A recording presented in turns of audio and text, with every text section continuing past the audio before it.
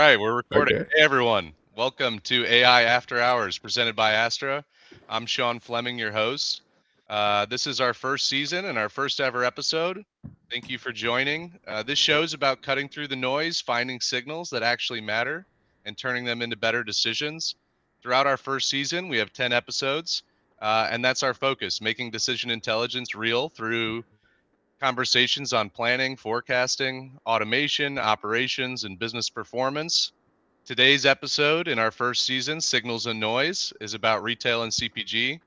We're talking about why planning remains so difficult in retail and CPG and which signals actually matter and what are better decisions you can make and how does that impact the business.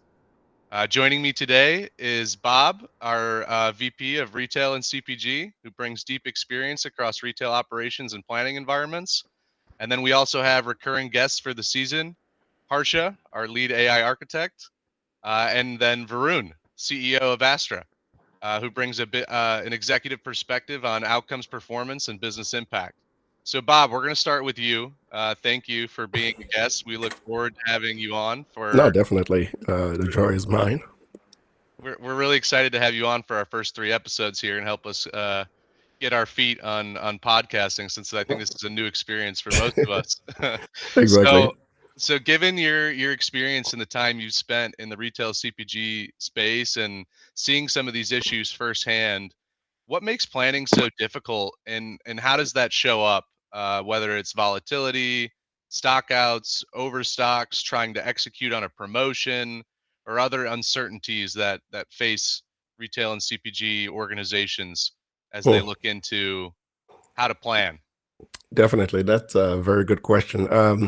I'll say three things comes to mind. I mean, well, one of the most prevalent thing that comes to mind now is when we look at the way retailers or traditionally plan, it has always been about looking at historical sales and leveraging that historical sales to come up with a future forecast or plan, right? So by doing so, for lack of computing power in the past, what we will do, we'll take a grouping of stores or cluster or a higher level of grouping of stores and plan at that level, expecting that every store within the cluster will behave the same way.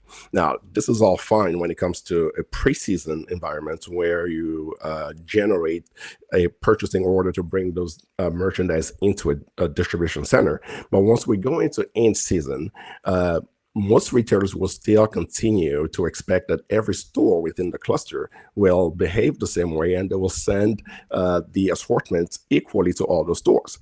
The problem we have there at a time is in season, each and every store might have its own nuances, right? So you end up with one store on this side who is running out of fast selling items, whereas another store nearby may be sitting and drowning in overstock, right? So ultimately, now we have a discrepancy that comes that is created, and most of the time, that discrepancy is created because we are not incorporating those external levers that may create a discrepancy, such as local promotions, weather within a specific environments, foot traffic within a specific store, and so on. So it then create a cascading effects when it comes to issues that we may see in a store, right? So you end up with customers coming into the store expecting to have the right product in the right store at the right time and not seeing it. Now you have customers leaving frustrated and creating, once again, eroding trust in your business. On the other hand, you still have an overstock here. You need to figure out what to do with it. You end up scrambling with manual transfer between one store to another. And I remember back in the time I was dealing with a customer, a retailer who sold specifically large margin items, and to them it wasn't a problem. They'll say, you know what, we'll just call an Uber and send it across town. But if you are not in that predicament, and as we know, margin in retail is typically most of the time very thin. So if you're not in that predicament, paying for an Uber, that is dropping or eroding your margin as well, right? And another thing that most retailers will end up doing at that point is start thinking of taking selling the excess merchandise at a discount. So now we start taking we start selling it at a discount. And the more we're doing so, the more we're also eroding margin. Whereas all this could have been avoided from the very get go, right? So if you look at the way, there are so many different news trends that we can actually use there. And there is this concept of hyper localizations, which is a subject that I'm specifically touching in my upcoming book that is coming out on March 31st. Smart Retail is the title. Quick shout out. Uh, and in there, I'm saying that we can actually move into the sphere where we give each and every store more TLC and looking at the one specific store based on all those external levers that are taking place within or around that store to create and generate an assortment that will be more specific to the store and avoid all those unintended margins, erosions, if you see what I mean. Yeah, no, that's great. I love the shameless plug for the book there, Bob. Really happy to have you on, given all your background and expertise. And I mean, this guy's an author in this space, right? So I think Right.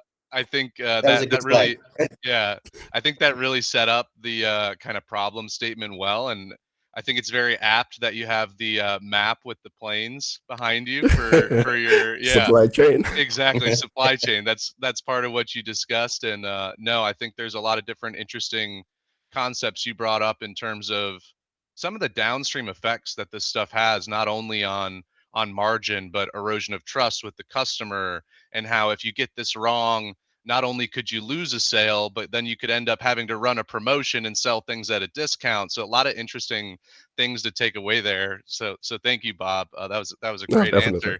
So Harsha, given what Bob has kind of teed us up for here in terms of the problem statement that these customers face from a technical lens, given that you have a lot of experience architecting AI systems, how could organizations in the retail and CPG space approach taking in different signals to come up with a better way of making decisions of forecasting and planning to avoid some of the things that Bob mentioned erode margin and trust? Yeah. I think we'll take both. We'll split it into retail and CPG, Sean. We'll handle them separately. So first, I think the main shift that is happening in terms of signals is demand sensing, right? And this is something that we have known for a while. Like it's not a new thing.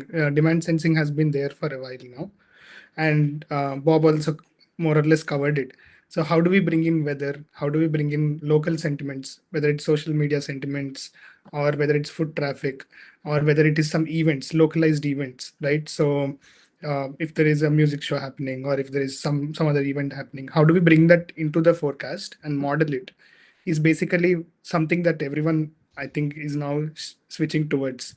And other thing also, this also gives us leverage. So earlier, if you think of it, forecast or planning cycles used to be in weeks, right? You used to do a weekly cycle or a monthly cycle.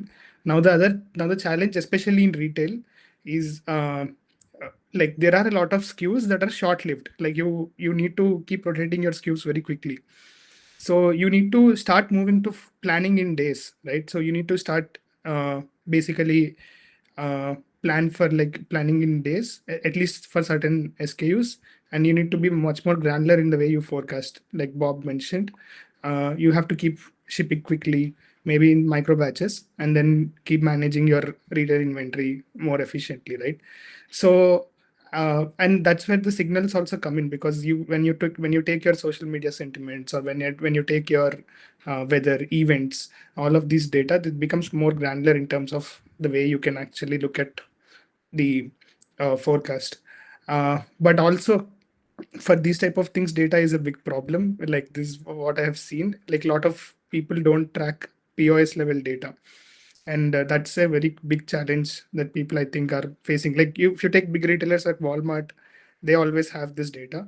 But if you take smaller retailers, for them, like getting to POS level data, but getting it fast. That means the POS level data, very tracking it very accurately is one challenge, right? Uh, another thing is basically when you look at CPG, you have another layer of complexity, right? Because what happens is you are not selling to the consumer directly. You're kind of having a bridge. The retailer becomes the bridge between you and the consumer, right? So what visibility you have is the sales that you are giving to the retailer, right? You always don't have visibility around how much the retailer is selling to the end consumer, right? So like traditionally what we call as sell-in. So sell-in is what we know, like we don't know how much is actually going out of the retail to the consumer. But when you act on your promotions, events, these events would be happening at a point of sale level.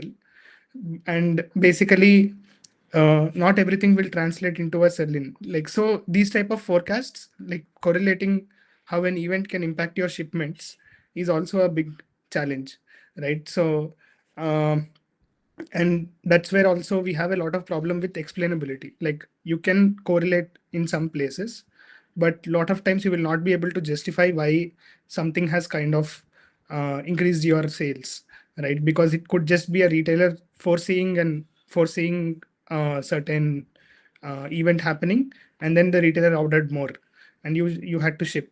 But now you don't know whether the demand will repeat in the future at the same with the same confidence or not, right?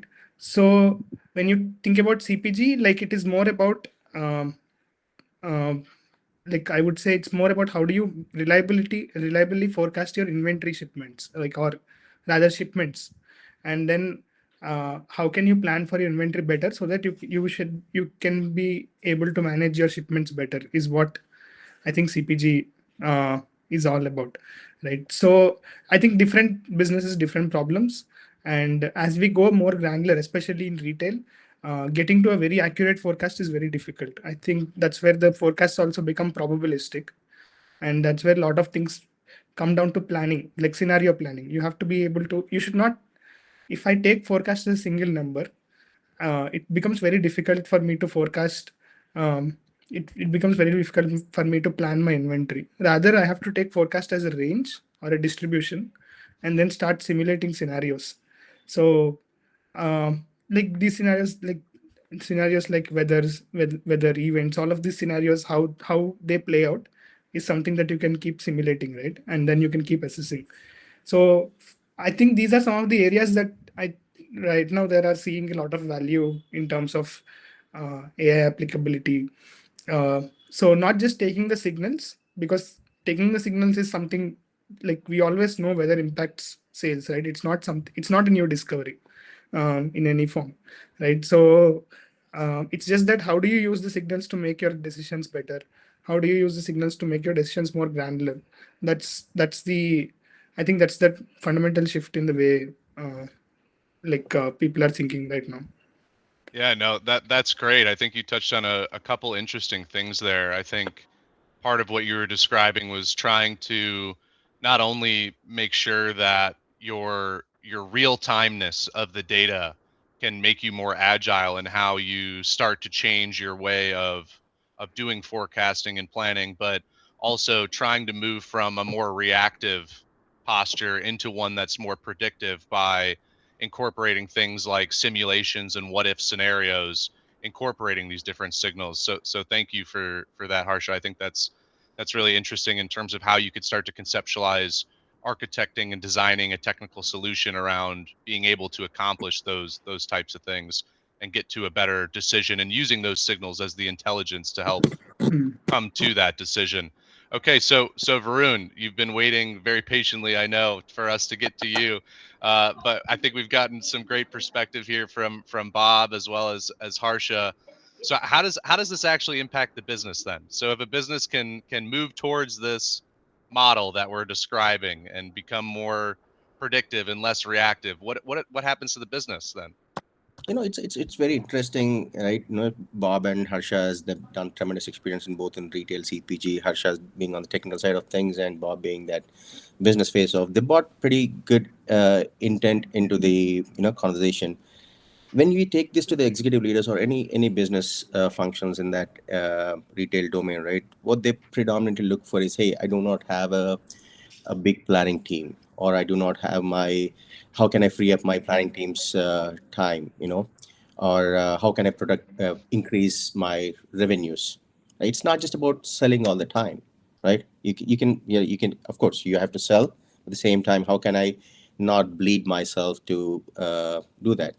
So when we fundamentally thought about three different things, right? How to increase the revenue, and how can increase the efficiency of the planners or the that entire supply chain ecosystem. And the other one is, if none of these things work, or if both of these things work, and how do we bring that agility into the way they operate, right? Those three things are very critical for the businesses today. There's one classic case study of when Harsha said, yeah, a fundamental shift of how businesses are moving forward. There was a case of Zara specifically, how they changed away from like that, instead of planning for 3 to 6 months in advance, they changed into short horizons, and they started doing micro shipping. Instead of doing, they started doing 2 to 3 times a week of shipping, which is very great. Not many people are doing that. That's the kind of fundamental shift that businesses should look into. I and I think that is it. Just that it worked for Zara doesn't mean it worked for every other business, right? Too, right? How can we help them make that change? Once we know that business very critically moving forward, that's when you can help them make that decisions. For them, that bottom line is very important. How can I save that margin, increase my reduce my stockouts? It's not just that the bottom line will be improved. It's that if I have enough shop floor space saved, less number of supply chain disruptions going back and forth to the store and this thing, and the same way we can provide a lot of inventory stockouts, all of those things. So that way it directly impacts your P&Ls or the bottom lines of any business. That's how I see. And being in that industry for so long, I see another trend that I see is we are opening more and more and more stores. And like one of the classic cases, what Bob said is, hey, I have a store here. This new store is exactly the same like another store. No, it is not. It is not. That demographic is totally different. You might have a bunch of college kids here. You might have a bunch of office going, people over there, right? That is the kind of signals what we have to bring in. And then there's mall traffic, what all of the things what traditionally everyone else is doing. But there are some nitty-gritty stuff that we as a company should look into to help to help any retailer or CPGs to move forward. That's great. Thank you. Yeah, I think we've all touched on some very interesting things here, like no cluster and no store is created equal. You should absolutely consider external signals, but at the same time, you also have to have your own internal way your business operates and an understanding of that, and how all of those different things together can feed some unique version of a decision intelligence engine to help your specific organization come up with the model that works best for them, incorporating all of these different components. So I think that, yeah, that's really interesting. Um, no store is created equal, no brand is created equal, no channel they sell in is created equal. So this is it's a very interesting space, and could see a lot of applicability here to how artificial intelligence could help. And it seems like every version needs their own flavor of it to make it work for them. So we're going to try to do a quick roundtable here, just trying to hit on this one concept of what's one planning mistake that companies still make today that can lead to stockouts, overstocks, or missed margin opportunities. So Bob, we'll start with you. I would gravitate back to that no stores created equal, and piggyback on one thing that Varun mentioned earlier. This store might be a sister store to this other store, but they are not necessarily the same, right? And this is one thing that you see a lot. And he mentioned college student. I was like, hey, there you go. When you look at the alcohol market, right? So a store might be selling expensive wine over here, but 2 miles down the line there's a college, and you don't want to put the same expensive wine in that college store, because college students are not after expensive wine. All they need is the cheapest beer and tubac chuck or whatever type of wine that's out there to satisfy them for that time period. Whereas another 5 miles down the line, you have the blue collar workers who also needs a different type of mixture when you look at it. So this hyperlocalization, when you look at it, it actually allows us to treat each and every one of those stores differently, and assuring through that every customer is taken care of as they need to be. Right. Yeah. Right. So demographics play a big part in some of the signals that should It be does. taken into Yeah. consideration for inventory management. That's really interesting. So Harsha, how would you kind of approach this from a technical perspective on a planning mistake companies still make with respect to stockouts or overstocks? Yeah, I think I touched upon it, Sean, but like, let's say, like, I'll go a little bit more detail. Like, it's for me, like, what I realized is, forecast is not a number, right? Like, it's not a single number. I cannot forecast that tomorrow I will sell 1,000 units with 100% certainty. It's never going to happen, right? How much ever AI evolves, it's never going to happen. But rather, forecast is a distribution. So it's a distribution that is modeled through a combination of events, uh, like people's behavior, demographics. It's basically a distribution that's also modeled by a lot of external factors, like what different competitions are doing and things like that, right? And you cannot get it right to the last point anytime, right? And basically, just relying blindly on a forecast is also not always correct.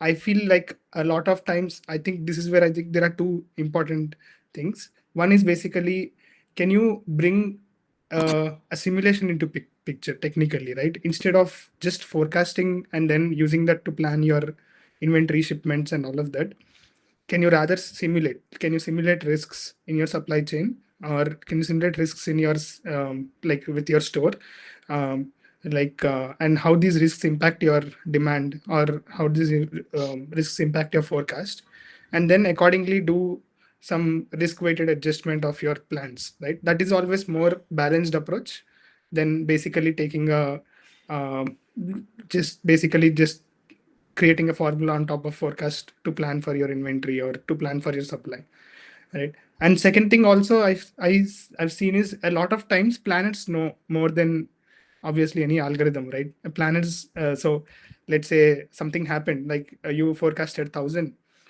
and the planner basic and the actual became 1,500, but the planner knows why there is a 500 gap. They know they have run a promotion, or they know some guy has some competition, some competitor ran into a stock out in some store and things like that, right? And this data you will not you this data you will never get into your system so easily. So other thing is like capturing this tribal knowledge. Like a lot of times, we like a big planning mistake is we don't capture this tribal knowledge and we don't reuse this knowledge. So there's a lot of times there is a lot of patterns also you find in the tribal knowledge. You know that, like, let's say there is a certain type of product that maybe your competition is maybe not stocking so much, and you can kind of leverage that. So basically, you bring that signal into your system through the planner knowledge, and then you basically model that in your forecast. That will give you a better way to plan. And and this is where I think generative AI also comes in, right? Because generative AI is a very good way, because there is a lot of times planners just write comments. You can transform those comments into valuable signals that you can use for your basically forecasting, planning, more importantly, not just forecast, but importantly planning and things like that. And yeah, I would say these two are these are my two uh, observations, not one, but yeah. No, that's great. And I just thought of an example, maybe tying back, what Bob had mentioned in terms of how you would potentially stock a store that sells beer or alcohol, and then what you're describing around, giving the operator for planning the ability to do an override. 2 days ago it was St. Patrick's Day on the 17th, right? So I imagine there was probably a lot more Guinness and Baileys and Jameson sold than there is historically or traditionally, and taking that into account, I could see, the override of someone knowing that, saying, hey, this probably makes more sense to have a little bit more of this, just given that this is Exactly. what people will be using on this holiday in particular. So thank you for that, Harsha, and Bob again for that great example. Varun, let's close out this roundtable here with either, I loved the Zara example. I don't know if you got another example we can give on a planning mistake that an organization made, or how they overcame it with reacting to it better to help them avoid things like stockouts and overstocks. It is not, it's not a mistake in my opinion. It is more of the way they are used to function, uh, is that I would call it. But a great example on Bob's this thing. Harsha, do not let the secret sauce out too soon. Now on that specific point, right? Like most traditional softwares, what you see in the market are like, they're backward looking. They're not forward looking, in my opinion. They're more about, okay, what happened in the last month, what happened couple last year. That will help you to figure out that baseline of things. But that is not the only thing that's required to, you got to be more forward thinking. Like, as we are moving forward with, there's a lot of tools and data that's available for us. That should be more forward looking in my, that is one we should be more focusing on. And why it is important, because most planning teams or these, they always look at, hey, is that stock good enough for the store? What they don't ask is, one of the demographic questions, what we bought, right? How am I protecting the margin over there? The industry average of any margin is, the promotions or any event that they run is 30 to 40%. If you can save that margin, reduce that promotion that you run, and reduce that amount, that is a big winner in my opinion. That is how you protect your margins, and that happens only when you're more forward looking, not more backward looking. Case studies, yes, you can find plenty. There are many retailers, small retailers to big retailers. They're trying to constantly evolve and do better things in the way they are running their operations. But again, it is you get into that ecosystem and you have this tunnel vision of what's not happening around. It's not about how the other competitors are doing, or what they have to look inherently of, how can we change the way we are moving forward. How can I better protect my team or better protect my product to increase that margins for the company. That is the way I will think through. Might not be right for everyone, but as we have, we are in that 2026, things are moving so fast with generative AI and all of these things. We should be more fast enough to way we operate things at scale. And like I said, not for a company like one of the biggest retailers, or like a 15 billion or 20 billion companies. For them, it is little fundamental change. It won't happen overnight. But this is like, AI is there. It's like that revolution of time, and if this is time where you should go and think through, hey, what can I change and better make a better use of AI to fundamentally operate my business. This is an existential shift that is happening around us, and you should be aware of that. Any business should be, looking into of what can I incorporate to make my workflows better. Not with FOMO, not with any kind of FOMO of, hey, we are using clouds, we are using cursors. That's always there. What can I do better with my business? What can I predict? Where can I use this thing to better my workflow? Right. The traditional ERPs or any of those tools that you have in the world can be replicated easily as we move forward. Maybe down the lane, you might not see an SAP ERP. People has already programmed that reverse engineered back and build that using completely AML and generative AI. There's no more manual work. You might be talking to, hey, can you place an order for 500 units for a specific store? That is the future of things. That is the future of where the business should be operating. Yeah, no, Right, Bob? Yeah, definitely. that's great. Yeah, hopefully, organizations are starting to think about it in that way, Varun. It sounds like what you're saying is, given the way and the that we can apply AI and the pace of innovation, even if you're a smaller organization, you can start to compete with and do things in a similar way as some of the largest organizations in the world that may have made significant investments and have very large scale teams to build Right. things like this. But AI is kind of like the great equalizer in a There way, you go. right? Where everyone Yes. can be on, a similar playing field if they're using it in the right ways and they're Yeah. feeding it the right signals. So I think I want to just I was give it gonna to say, everyone, just closing remarks. Bob, it sounds like you're chomping at the bit. You go first. well, to piggyback on one thing that Varun also said earlier, now you got to look at it this way. We are now dealing with what I call a microwave generation, right? Our kids and the next generation don't want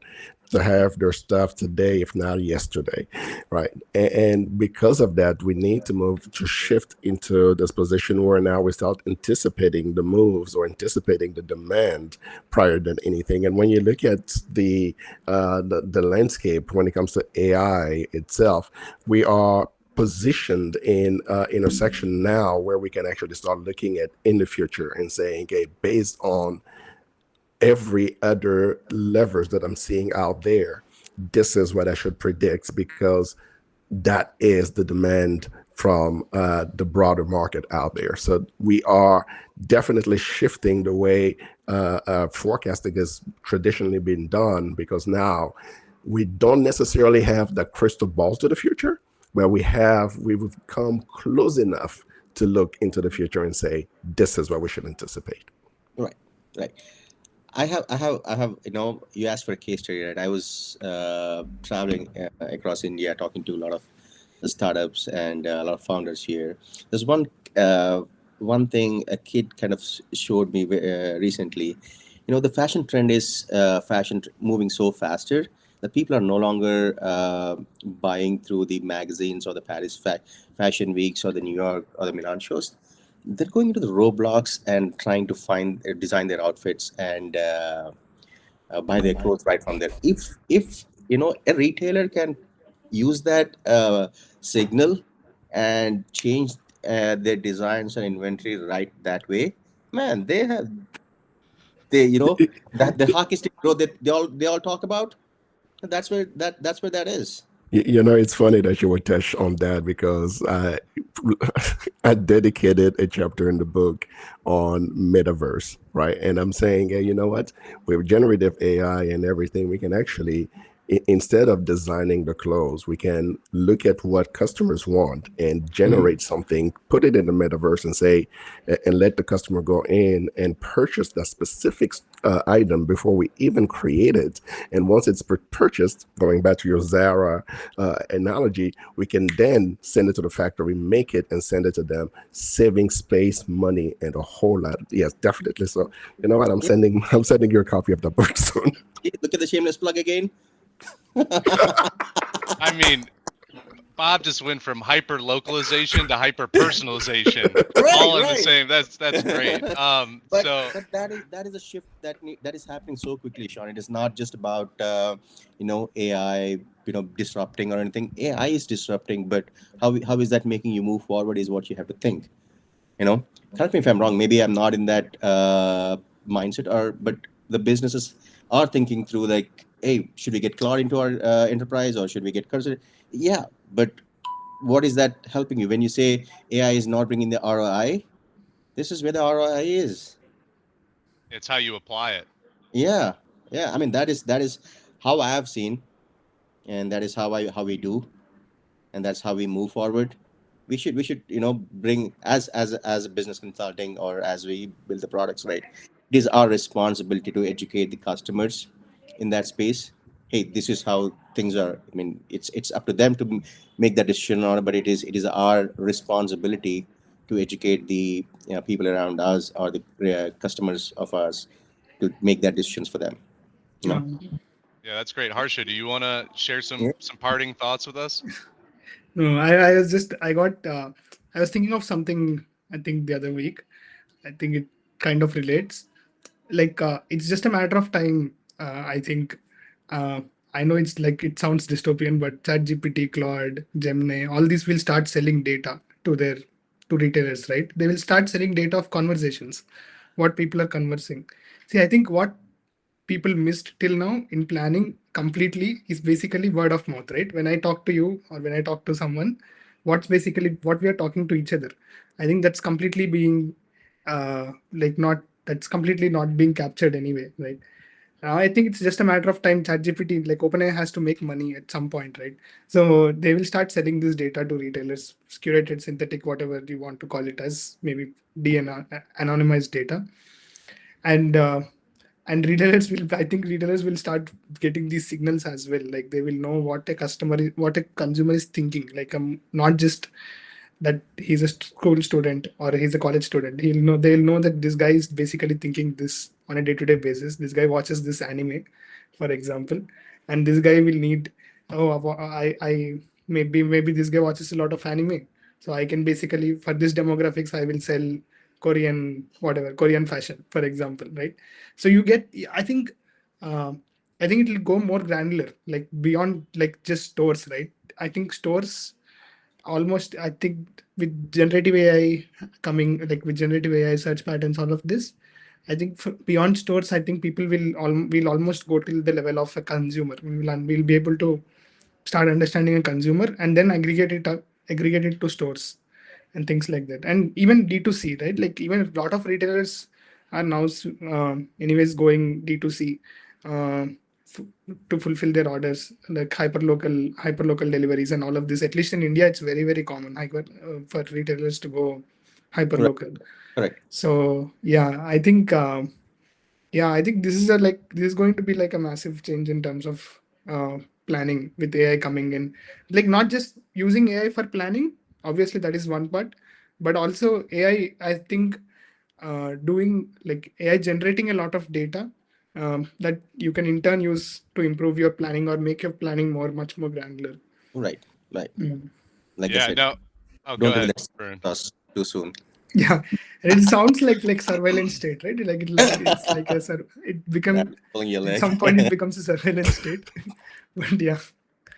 Well, I think you hit on something really interesting there, Harsha. And there's kind of this concept of when something is free, you are the product, right? Yeah, you are So the Right. like, product. Yeah, Exactly. yeah, exactly. yeah. Wow. You Yeah. got So it. You got it. when you think about Google and Facebook and how people, interact with that, and then all of a sudden these Yeah. recommendation engines start showing up with hyper targeted ads, I could totally see that coming into play too with things Yes. like OpenAI, Claude, and Gemini when you're using that kind of free version, and they're taking all of the way Yeah. you're like the way you interact with it, your attention, and then like the way, like the questions you ask or the information you give it, that becomes the product over time, right? So that, Right. I think, is a really really Yeah. interesting tie-in. So wow, we've gone, I think, almost double what we thought was our originally planned time. So this has been a really fun conversation, and we'll have to schedule, I think, a little bit more for our future episodes. But I didn't expect to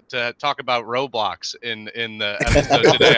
I'll tell you that one caught me off guard a little bit, but I thought it was a great example. So I mean, there's a lot of different things we touched on. I think like some of the themes I noticed were moving from reactive to predictive, moving from generalization to more like personalized, hyper localized, a lot of these different concepts around how we can take different fragmented views of demand, start to incorporate the signals, and move from reactive to predictive to help retail and CPG organizations really get more intelligent with the way they're planning. And I think Harsha said it best, where you're never going to be 100% accurate, but if you start to plan for the different simulations and scenarios, you get better. And when you get better, as Varun mentioned, your efficiency gets better, your agility gets better, and all of that helps impact the bottom line. So I just wanted to thank everyone for joining today. Bob, love the retail CPG perspective. Harsha, great technical tie-ins to how all this could work and how you make it better. And Varun, excellent business examples of how some organizations have already started to do this today. So next time, we're still staying in retail and CPG. Like I said at the beginning, we'll have 3 retail and CPG episodes. We're going to go deeper into signals and noise and margin protection at scale, and how when you roll this up across an organization, across enterprise level, this starts to show up way more directly in your financial performance. So thank you guys for joining, and thank you everyone for listening. This has been AI After Hours. Right. Oh, Thank you, you. Sean. Thank you. Bye.